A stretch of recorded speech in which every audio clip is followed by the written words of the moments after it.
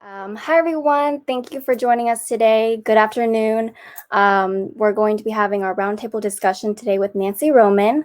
So to start, my name is Vivian Tai, and I'm a senior at the University of Maryland, College Park. I'm majoring in information science, and today I'll be the technician and kind of helping out with the performance of the roundtable and also facilitating the Q&A portion at the end. And before we get started, I just wanted to quickly let everyone watching know that while we're live streaming right now, we will also be recording it so that others can view it on later. And if you have any questions for Nancy throughout the session, please send them through the chat box. To begin, I would like to go ahead and introduce our lovely student panel joining us today.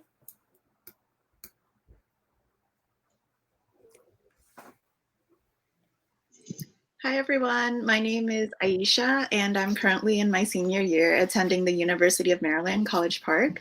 I'm majoring in public health, and I have a strong interest in nutrition and addressing health disparities in my community, and am happy to be a part of this panel to talk about ways to keep our nation healthy through nutrition awareness and education.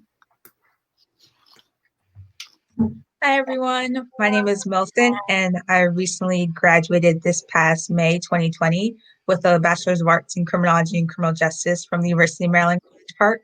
I'm currently taking a gap year and preparing to apply to law school, and I have a strong interest and commitment to social justice, and that is what has brought me to this panel today. And hey everyone, I'm Mike Long. I actually earned my bachelor's in public health at the University of Maryland in 2017. I just got my master of public health from George Washington University in environmental and occupational health, and am transitioning to the public health workforce. I'm here because I'm actually just incredibly interested in issues of social justice and inequalities, and Nancy Roman has been a champion fighting to improve access to food for those in need. So joining us today, we are very honored to have Miss Nancy Roman, who comes to us from the Partnership for a Healthy America, or PHA as we'll call it for the rest of the conversation. So Nancy Roman leads a national NGO dedicated to better food culture. She has led the organization, She has led the organization towards global sustainable nutrition and recognition of the impact of food on health and chronic disease. Prior to joining PHA, Ms. Roman was the president and CEO of the Capital Area Food Bank, working to solve hunger and its companion problems, chronic undernutrition and diet-related disease. Under her leadership, the food bank became a national voice for embedding health and wellness in hunger relief work. Ms. Roman served in the national leadership team of the United Nations World Food Program, overseeing public policy, private partnerships, and communications for the world's largest humanitarian agency, feeding 100 million people in 75 countries. She served in the Nutrition Advisory Committee of the World Economic Forum in Davos, Switzerland. Ms. Roman's earlier career included the roles of serving as Vice President of the Council on Foreign Relations, President of the G7 Group, a strategic consulting firm, and journalist covering politics, U.S. Congress, foreign policy, and economics. Ms. Roman holds a master's degree in international economics and American foreign policy from the Johns Hopkins School of Advanced International Studies and a Bachelor of Arts degree in journalism and French from Baylor University. She is married to Stephen Cohen and has two children, Daniel and Taylor. So let's go ahead and get started. Ms. Roman, if you don't mind, we're gonna go back to the beginning of your career because our audience here is primarily made up of people who are just getting started. So I'm personally very interested in hearing about your career mindset when you first graduated from college. Sure. Well, thank you for having me, and what a great group of students. You've all accomplished a lot already. And, you know, it's hard to go back and to get exactly in the head of where I was, you know, when I started. But I do know that I think that the qualities that have led me to success today were the qualities that I had then, which are pretty much curiosity, interest in the world, willingness to work hard, willingness to make mistakes and to get back up. Maybe just to tell you a little bit about what I thought I was going to be doing back then, I majored in journalism and French, and I really wanted to be a foreign correspondent. And so when I finished my undergraduate degree in journalism and French, I was interning at the Cleveland Plain Dealer, a newspaper in Ohio. And I saw that the people who had the foreign beats around me were older than the age I am now, which to me seemed like 112 then. And I was impatient and eager.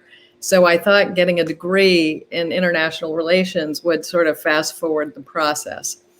But as you can see from my CV, I actually never did become a foreign correspondent. And so one of the big messages I always like to share with young, bright, talented people like you is I always say it's always good to have a plan, but it's just as important to be willing to depart from the plan, because you have to really pay attention to what you're enjoying, but also to the opportunities that are coming at you and the people who are recognizing your ability and paying attention to them. So that's maybe a little bit about the beginning, and I'm happy to go deeper if anyone wants to follow up.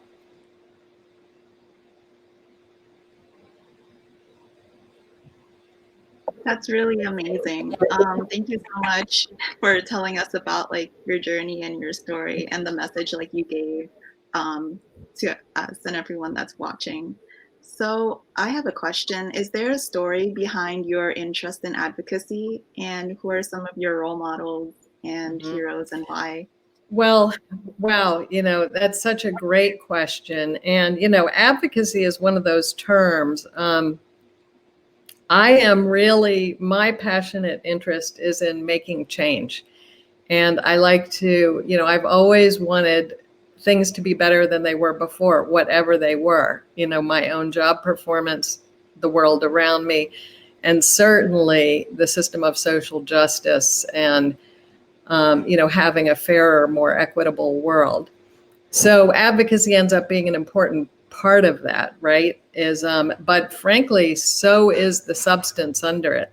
I mean, I'm just as passionate about policy, about execution, and advocacy is the public piece of it that is often the most visible.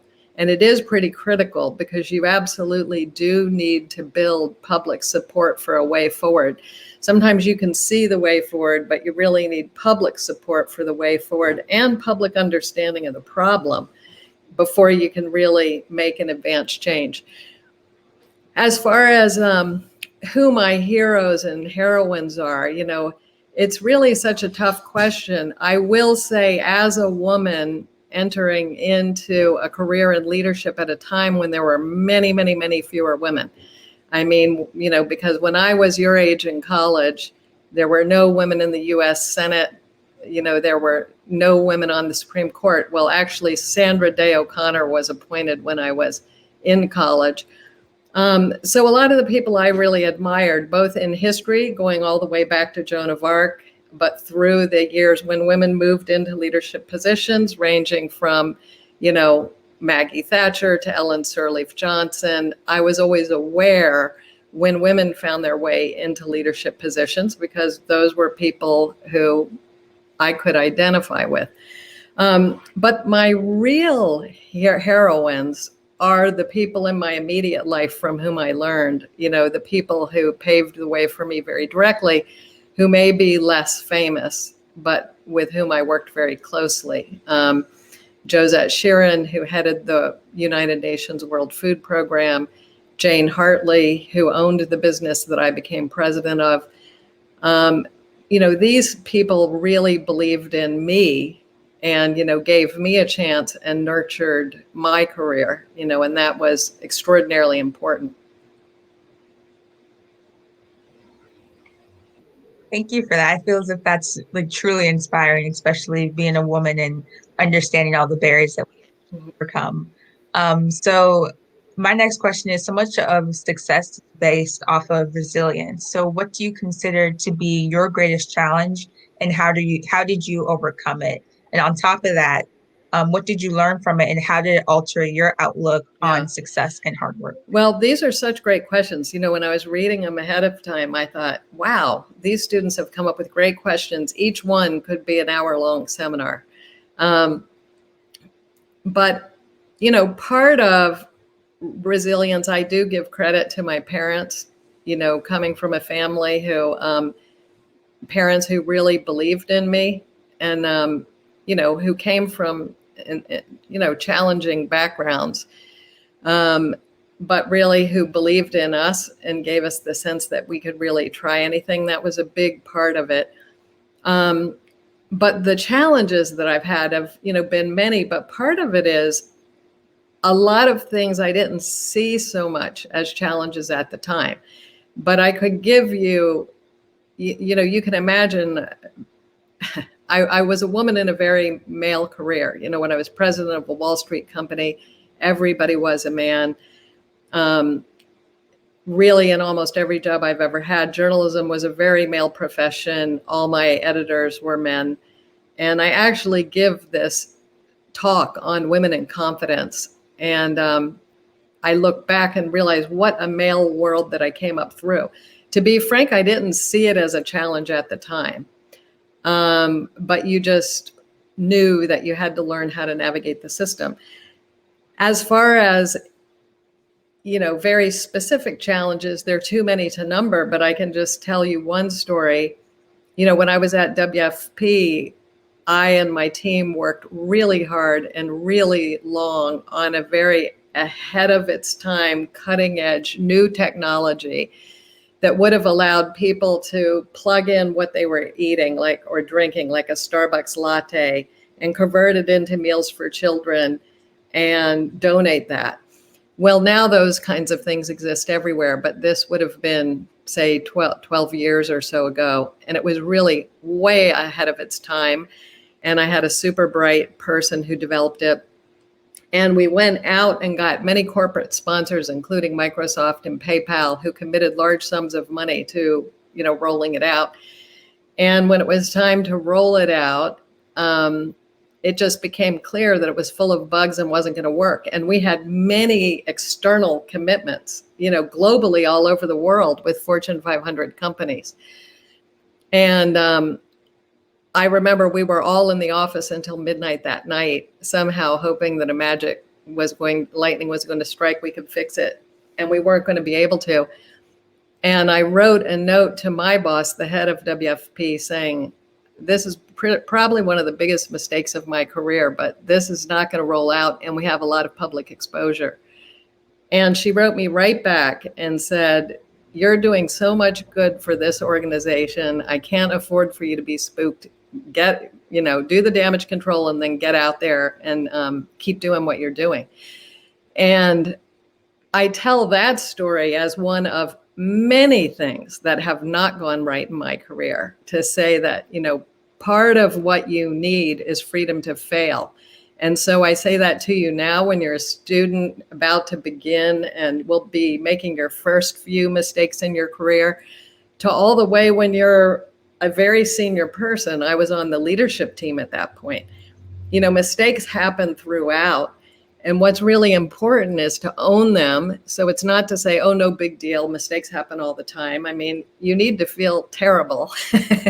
But I always tell my team, feel terrible for one day, not your lifetime, and then fix it and move on and try to learn from that error. I think if people are afraid ever of making mistakes, then it's very hard to advance, and it's very hard to really make change, because it's a really difficult, complicated, messy world.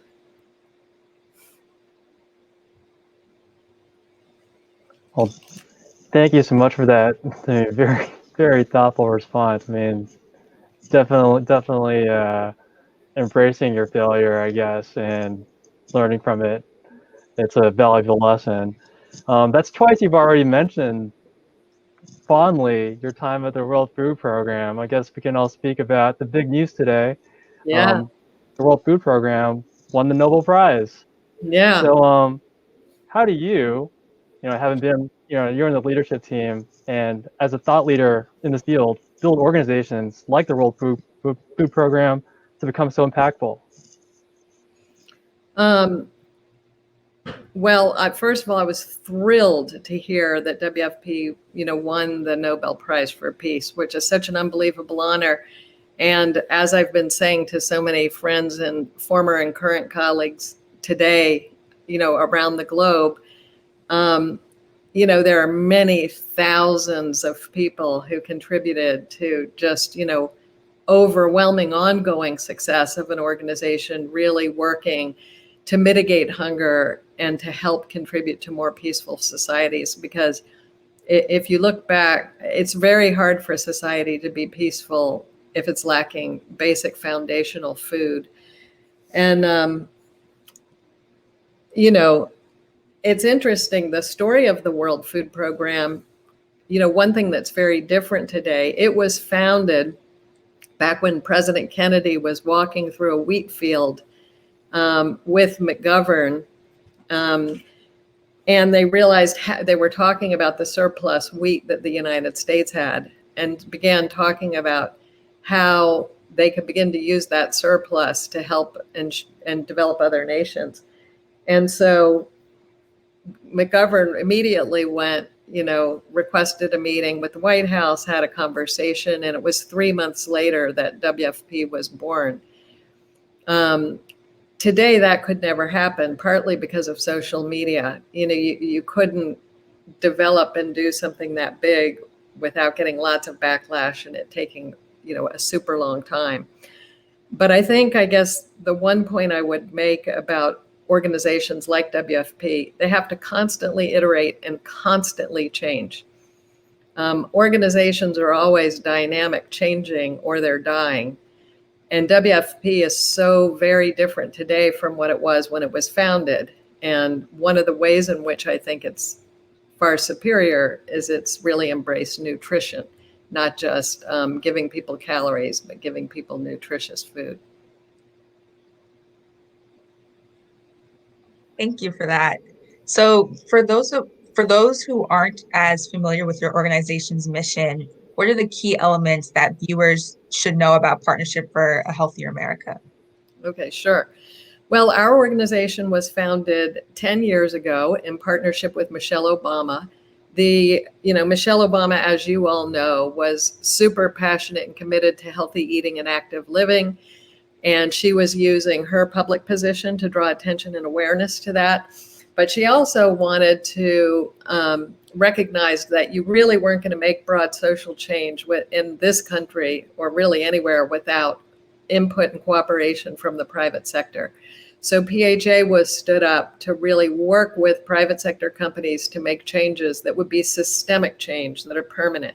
So to give a couple of examples, the organization in the early days partnered with Danone, who took 25% of the sugar out of its yogurts, to 100% of its yogurts marketed to children. Worked with Sodexo to get whole grains and more fruits and vegetables on college campuses around the world, to speak to something relative to your world.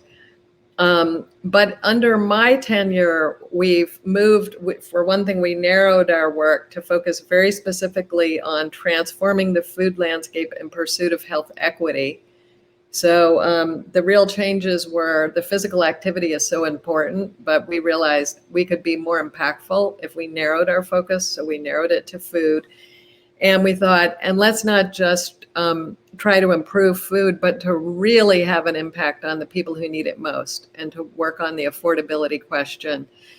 And so that, we are doing so many things. I won't describe them all here because in the interest of time, but I'm excited about where the organization is now. We're doing a lot of experimentation with retail to see if we can get affordable food to neighborhoods in a way that's lasting.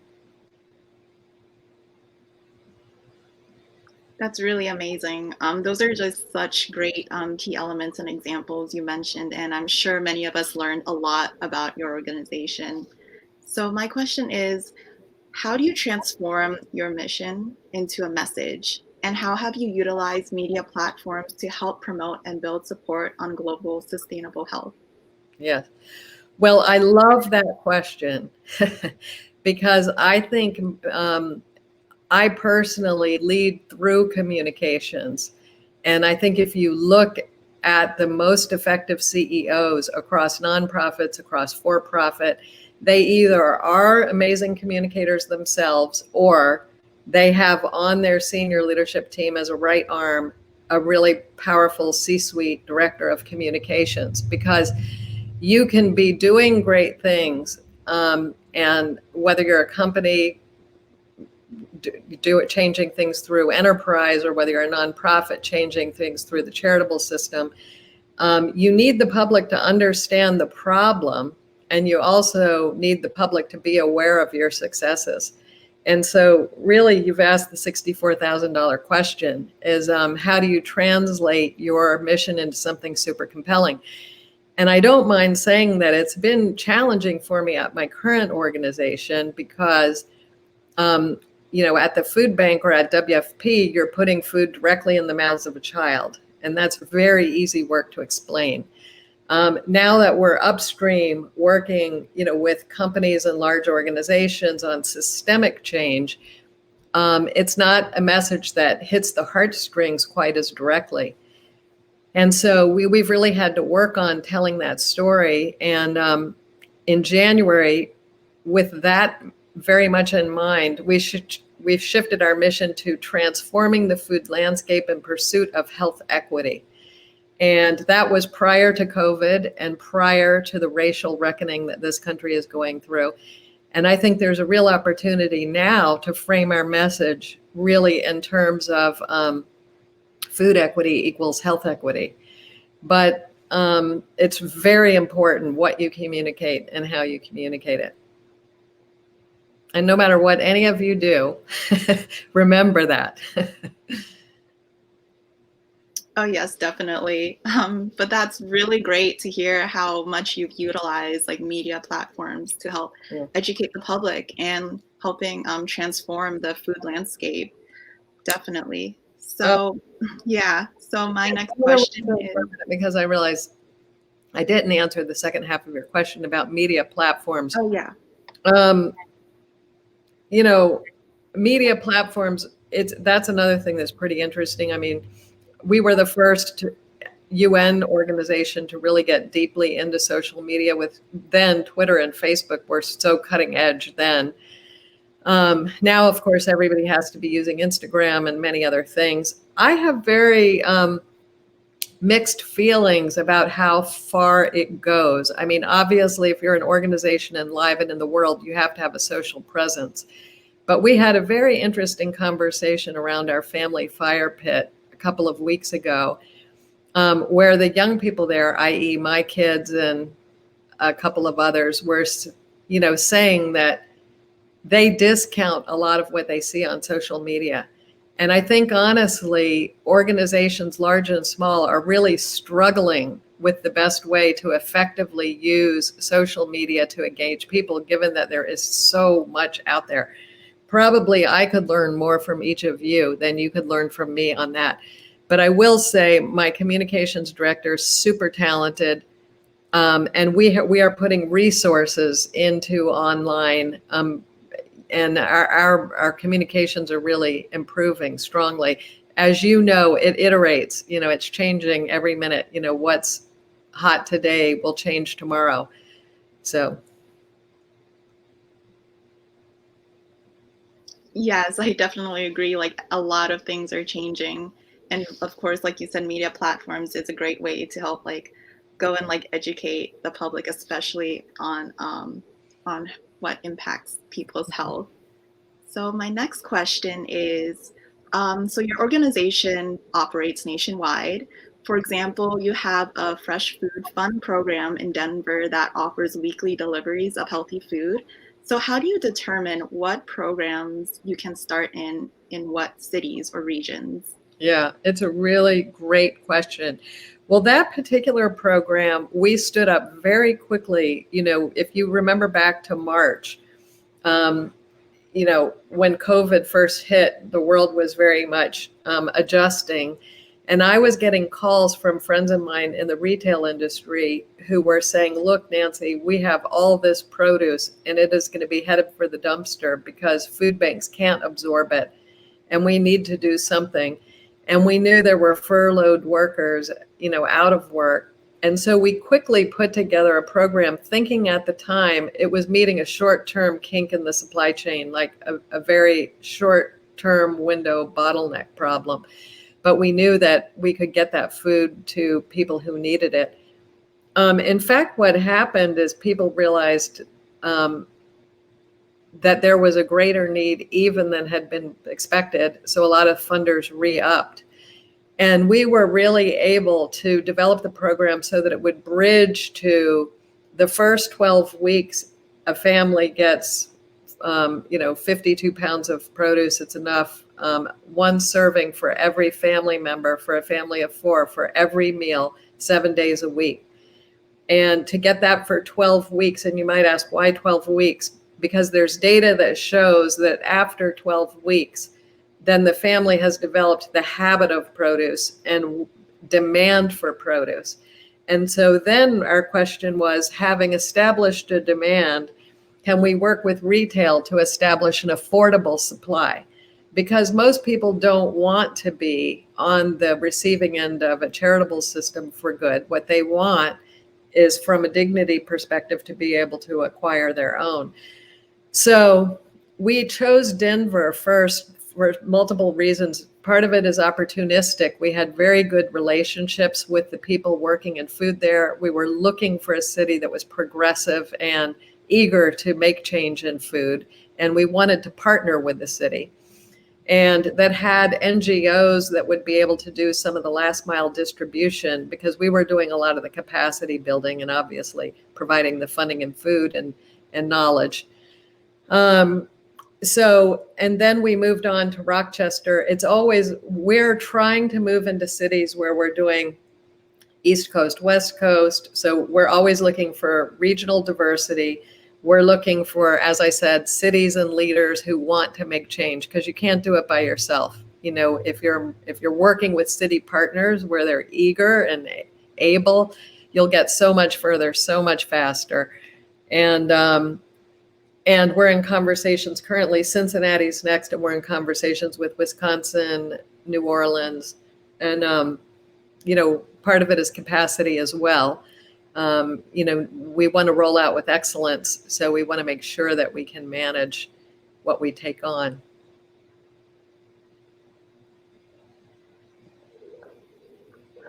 Well, this dovetails very nicely into my next question, which is actually, you may have sort of already answered it, but what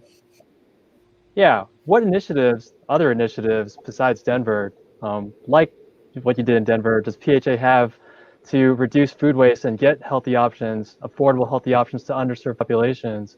So I think you already mentioned, food that would otherwise go to waste that you repurposed. What other? Yeah. What else is PHA Well, it's a doing? good question.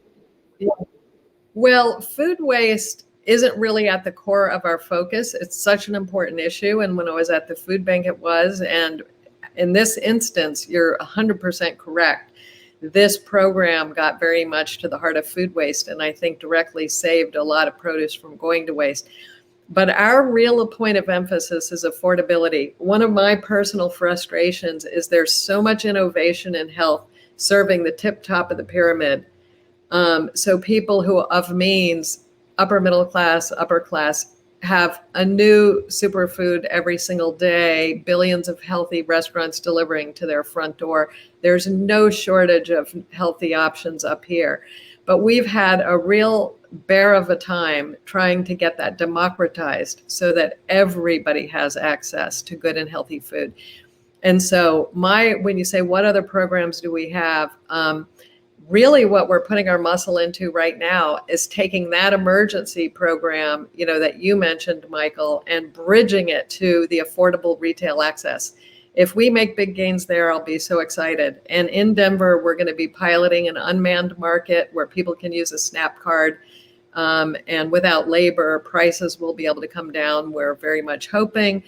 We're piloting foods sold that are locally produced by bicycle cabs. We're going to pilot so many entrepreneurial paths that try to provide affordable food, and then we will gather data. And we'll be sharing and learning about what works. And when something works almost, but not entirely, we'll take the almost learnings to the next city and continue to iterate and try to bring about progress.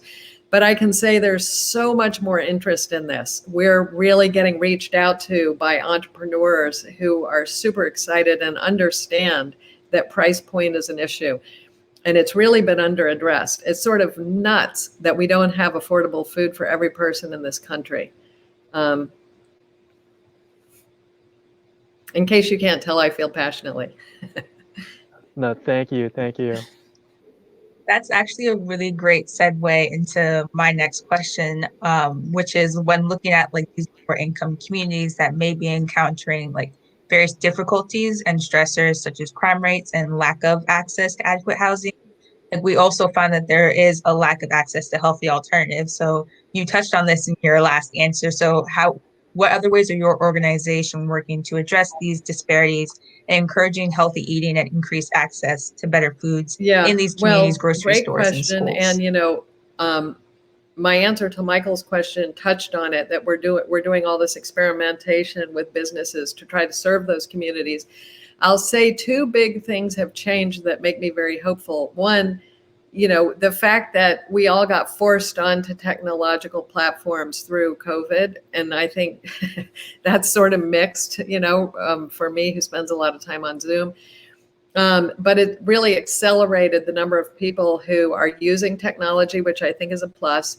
And there's been a real disruption, in big box retail, which has caused a real acceleration in delivery. So I think the disruption in technology, I should call it acceleration, the acceleration in technology and the acceleration in delivery opens up new opportunities. And so we try to really create incentives to pull entrepreneurs into that space, to say, how can we, and there's some very exciting projects I'm working on currently that I'm not at liberty to discuss. But I will be probably in 2 more months. But it's exciting things are happening. All right, now, if you don't mind, we're going to move into how the pandemic is actually affecting the work of PHA. So before the pandemic, I mean, we're already dealing with a public health crisis in the form of obesity among our nation's children and young adults, giving way to increases in chronic conditions such as diabetes and heart disease when they become adults. So clearly that issue hasn't gone away, and it's probably only gotten worse because of the pandemic. So given the pandemic, how are you continuing to fight that issue? Yeah. Well, one positive thing is I do believe there's a much greater public awareness of the gross inequity in the food system. And because people understand very clearly that people are dying at disproportionate rates of COVID-19. So if you happen to come from a community where you didn't have access to good food and you had higher rates of diabetes and higher rates of heart disease, then you both contract COVID with, disproportionately, and then die of COVID disproportionately. So I say we now have the burden of knowledge, right? Is that we know there's no excuse now that we've known for millennia that vegetables were good for us and food was important to our health. This isn't a breakthrough insight. But we know it with such striking clarity, with a vivid example in this pandemic, that there's really no excuse, not to act. Of course, our COVID-19 Fresh Food Fund is one direct response, of how we've acted. In terms of how my organization has acted, we went from being an in-person office working downtown in Washington, D.C. to being an all remote staff. And in a way that's foreclosed some opportunity, but opened others. And I think it's really increased an interest in food as a tool for health. Food is a powerful tool to build health and to build immune systems. And so to the earlier question about messaging, that's an important message for us to leverage as well.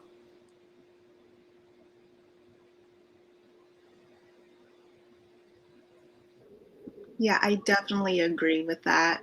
So, my next question is that, as you've mentioned before, part of your mission focuses on cultivating healthier environments for children and young adults. And so, how has COVID impacted this element in your organization, given that in so many cases, so many people, their environment is at home? So how are you encouraging activity Yeah, within well, this population? you're zeroing right in on the most important stuff. And this is where the pendulum comes, things come full circle.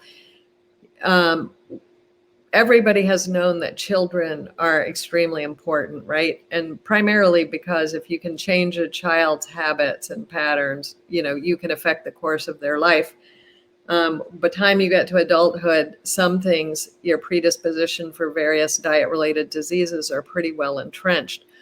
There's some interesting new work that's been done by a board member of mine, Bill Dietz, where he found that the second important window are young adults just like yourselves. Regardless of whether you're in college or not, you're usually leaving the household. And so it's an opportunity to form different food habits, different experiences for the better or for the worse. So the two windows that are deemed to be most critical by public health officials today are children, 0 to 5, 3 to 8 are the two windows people look at, and then young adults who are leaving the household. And when you look at those two demographics, you're really talking about young parents, because the young adults are often parents of the young children. And so we are really paying very close attention to how to extend the habits of cooking at home that have developed because of COVID-19. And again, this is the thing I can't get too deeply into, but we're working on a pretty exciting project that you'll probably hear about, because that will involve cooking at home with families and children, and involve some high profile folks. And then the other work we're doing is something we call early palate. We are partnering with most of the baby food companies to try to get veggies first as a palate development thing. Most people aren't aware that if you're a young mom and you run to the grocery store and pick up carrots, peas, and broccoli to feed your child, most of those will have more apple juice and apples than they do vegetables in them. It's until this year, the food for infants and toddlers wasn't regulated. So I don't want to get too deeply into the weeds, but since some of you are public health students, you might find this interesting. You know that on a label, you have to list ingredients in the order they appear. So if it's mostly nuts, you can put nuts first, but if it's mostly sugar, you have to put sugar first. That's not true with baby and infant food. It's never been regulated. So it can be mostly apples and apple juice with a little bit of carrots, and you can call it carrots and list the carrots first. Finally, that's being changed. There are new nutritional guidelines drafted and about to apply to infant and toddler food. So we have really taken this time to look at that. And we're working with a couple handfuls of baby food companies that are working to put veggies first, and to the question about communication, to communicate that to young parents. I was a pretty informed parent, I think, but I wasn't aware that I was often feeding my kids apples and apple juice when I thought I was giving them broccoli.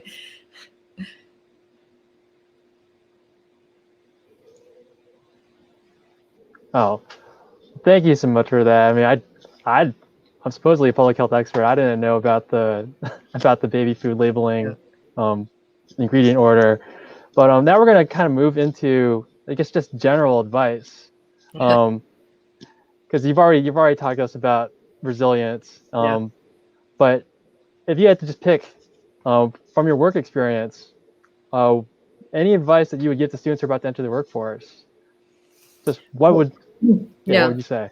Well, I do it quite a lot. So my advice for young students, young to me, bright, talented students, is really to keep your curiosity, number one, to always be hungry to learn. but to really work hard with a good attitude and not worry so much about where you're going. If there's one thing I see, it's that students today, more so than 10 years or 20 years ago, are sort of more certain that they have to find the career, the thing that they're going to do, and then march toward it in a very straight path. Looking at my CV, you could see my experience was nothing like that. I never could have planned it, ever. Certainly not at your age, but even halfway through. I never could have envisioned that I would have the role that I have now. So I really urge you that as you get out there and try things and, pay hard attention to what you love and enjoy and try to, veer in that direction. Pay good attention to what you don't like and don't enjoy. And don't be afraid to get off your path if an opportunity comes and to open your eyes. As I mentioned earlier, it's good to have a plan, but it's also good to depart from the plan when opportunity comes, and for sure not to worry about if your plan's perfectly unfolding, because the learning comes in the day to day.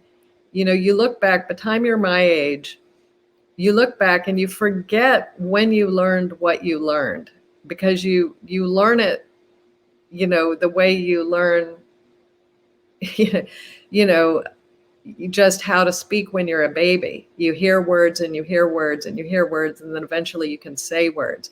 So you pick up skills in the professional world, sometimes by osmosis, not knowing exactly how you get them. But you will learn, you will grow. And I can just tell by your questions and by your interest that you'll land in an exciting, good place if you follow your gut and intuition. Maybe I'll say Stay one of, curious. Also, if I can sermonize for a moment, one of the things that I don't love so much that some young people are doing now is they get a job, and 6 months after they have it, they want to know what you're going to do for their professional growth, or what their new title is going to be, or blah, blah, blah. Your boss is not responsible for your professional growth. You are. I just want to say that again. Your boss is not responsible for your professional growth. You are. And it is more than appropriate, if you don't feel you're growing, to ask your boss to have coffee and to say that you're looking for opportunities to learn and stretch, or does he or she have any ideas? But it's really not your boss's job to help you grow. Now, good leaders are always thinking of how to help their employees grow because it's to their benefit. But that isn't where your focus should be. Your focus should be on what you contribute to that. And then once in a while, there's an egregious situation where you have a really bad boss that needs to be addressed. But I think somewhere along the line, this notion that your growth is other people's responsibility has taken root in a way that's making it harder for you all. Does that make sense? Very much. Thank you for that. Thank you. I can Thank you. definitely relate. I think we all relate, worrying too much maybe about the future and wanting everything to be smooth sailing, but being open to different changes, I think that's definitely going to be helpful. So thank you for that. So the next question that I have is, how did it feel to be recognized and named in Washingtonian's magazine 100 Most Powerful Women in Washington in 2017? And what advice do you have for women who aspire to have a large impact on society and combating the numerous difficulties that may present themselves along the way? Mm-hmm. Well, it felt, humbling and surprising and nice to be recognized, but honestly, sort of surprising. You don't think of yourself as a powerful woman per se. You know what I mean? One of the things that's probably hard for you to imagine is, I'm really no different than I was when I was your age. I'm really the exact same person, and I have more experiences and I've done more things, and experience does matter. But you feel very much the young person inside, and so when recognition happens that makes you suddenly realize you're a grown-up, it can be quite surprising. And but then it also makes you realize how critical it is that you use your blessings and recognition to pay it forward and to help others. And it's all a cycle, right? As far as women in the world today, I was never very focused on it coming up, but it's absolutely true that there are different standards for women and men. And it's true in politics, it's true in leadership, it's true on your way to leadership. And my experience has been, for a while I tried to hire gender blind. And I remember once at the G7 group, I ended up with an all male staff, which really wasn't great. And at the council, I ended up with an all female staff. And in my experience, gender diverse staffs are stronger. And I think the more diverse your team can be in every possible way, gender, race, but experience, perspective, socioeconomic status, the stronger the team will be. And it's really super important to keep your eye on that ball.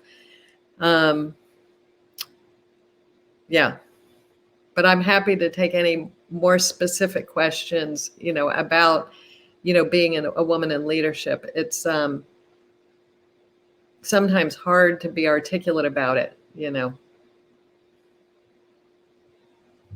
So that actually goes into my next question as well. So as a woman working in such high-ranking leadership positions, what has been your source of motivation, and what are some things you have done to develop a strong sense of self and inner confidence as well? Yeah. Well, I feel fortunate in that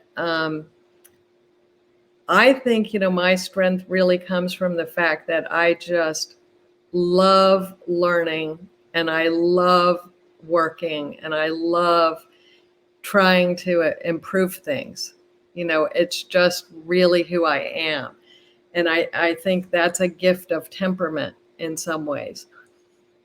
Confidence, part of that, I think, a little bit of that may be temperament. A little bit of that is been blessed with a strong family foundation.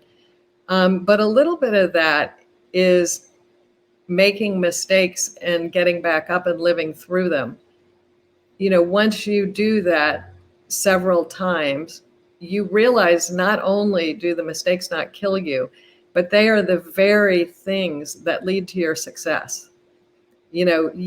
I can't name a single success that I've had that wasn't built on a failure before it. And in fact, I often tell people, and notably my own two children, when they were getting out of college and discouraged that they weren't getting exactly what job they wanted and exactly the moment that they wanted it. And I've saved this file of letters that when I was trying to get an internship with the Wall Street Journal, and I applied back in the day, you typed, you typed out a letter, peck, peck, peck, peck, peck. And I mailed these letters to every single Wall Street Journal bureau in the country. I don't remember how many there were, but probably about 26. And I was rejected by every single one at a time. And the letters came in, "Dear Ms. Roman, we received your very impressive application, but I'm sorry to tell you there were other students more deserving." Every single one. And I always like to remind myself of that and them because, of course you feel discouraged with each new letter, and especially when you're getting toward the 26th one. But then I don't remember what the next success I had after that was. It was probably the Cleveland Plain Dealer internship, but then some success follows.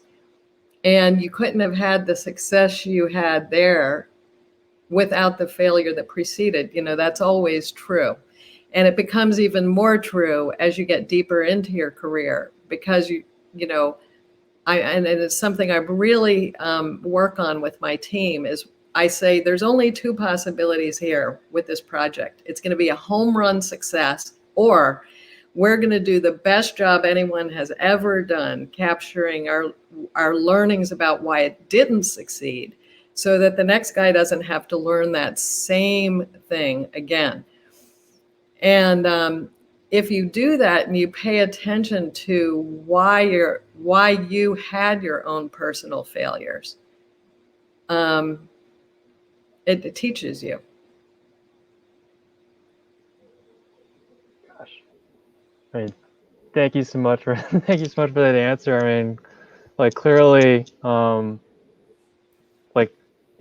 clearly your perseverance and your value in hard work, personal responsibility for your personal growth, curiosity, not fearing failure has made you very successful. But I have to steal a question here from my man Guy Raz. How much of your success is based on this hard work and perseverance, and how much of it might be luck? It's a great question. I think I have had some good fortune, no question about it. It just, it's such a hard question, because was it luck that I was born into a family that loved me and gave me a strong foundation? It was good fortune, no question about it. Was it fortune that I was born in a healthy body, with all my limbs and everything? It was good fortune. I mean, there's no doubt that I have had lots of good fortune. And I don't think I would never be so narrow to think, because I did everything just right. I had the success, and, you can, thread the needle just this way and have it.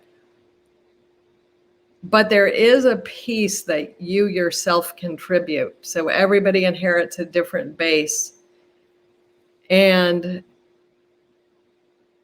I had, I definitely had, some challenges, in school. My family wasn't wealthy growing up. And I went to school in Miami, and I went to school in hand-me-down clothes, and, people laughed at my clothes, and,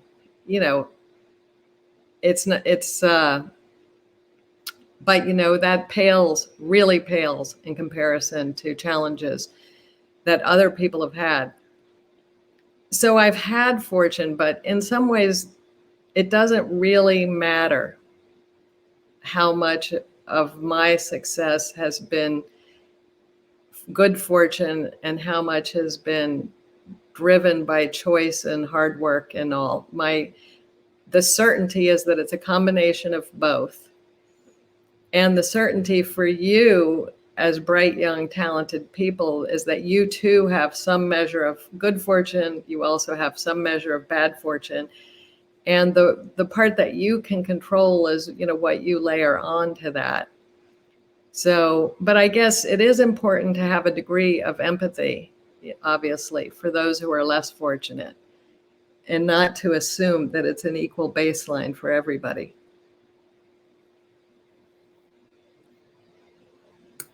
Hi, so keeping in mind the time, I want to go ahead and just give it off to Mike with the last question, and we're going to go ahead and wrap this up. Thank you. All right. So, given all that's been going on lately, and everything that 2020 has given us, we have to ask, what is giving you joy these days, Nancy? I mean, well, I'll tell you. There's many things giving me joy. I mean, for one, I'm unbelievably impressed by my talented team. I have really just one of the best teams, and the fact that to work in difficult conditions, I mean, some of my team have worked in difficult conditions, like in the Sudan and difficult conditions. But in this case, what I mean is a young person living at home in an apartment by themselves with no company but their Zoom screen. But I'm really impressed and awed by my team. I have the good fortune to be able to get to the sea on occasion, and to really, the wonder of the ocean brings me more joy than anything. My family, my kids, my friends, I mean, I feel really, really super blessed by all that. And I would say the future is bright. This has been a hard year. It's been a hard year politically. It's been a hard year, obviously, with the pandemic. And I know sometimes it can feel like the world is spiraling down. But I actually believe that the future is bright, that your future will be bright. And I do believe in the power of individuals to make change and to get where you want the world to be, where you want yourself to be, but notably where you want the society and the community and the government to be. That's on all of us, right?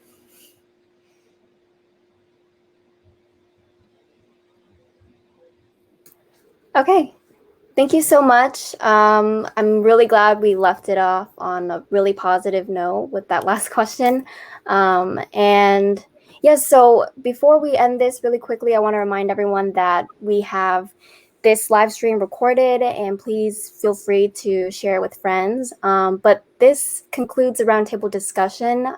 So again, I just want to thank you so much to Nancy for taking the time to speak with us and for sharing your story, sharing your insights, and just really great advice. I think students will really benefit from this discussion. And yeah, this is just a very informative, great discussion, and we all appreciate it. And I also want to really quickly thank the student panel, Aisha, Millie, and Michael for being here and asking really great questions. And yeah, so this concludes the discussion. Thank you so much. Thank you.